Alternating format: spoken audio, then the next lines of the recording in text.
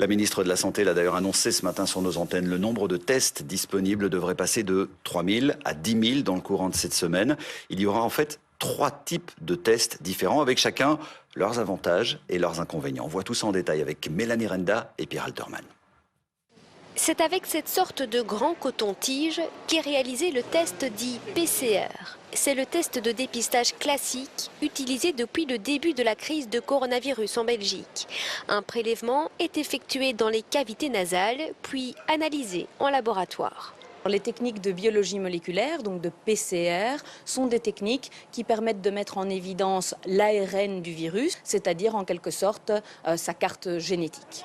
Ce type de test détecte très bien le virus à condition de réaliser le prélèvement correctement et au bon moment. En effet, chez certains patients, le virus peut être absent dans le nez mais présent dans les poumons.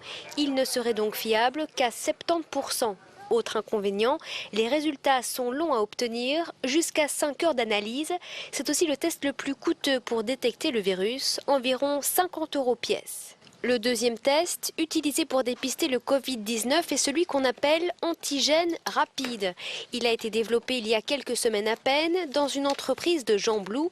Toujours avec un prélèvement dans le nez, les résultats sont visibles sur une tigette qui détecte les protéines présentes dans le virus. Technologiquement parlant, on parle de la même chose que le test de grossesse.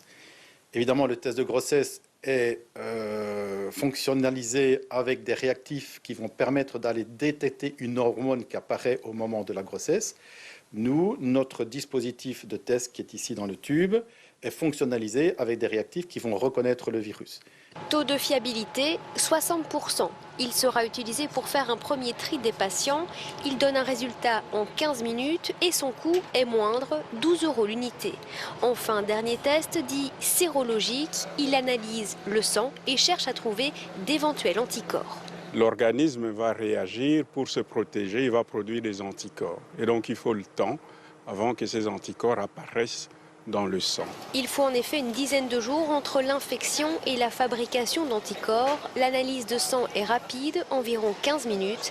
Cette technique permet de révéler qui, dans la population, a été infecté et donc aussi immunisé contre le virus.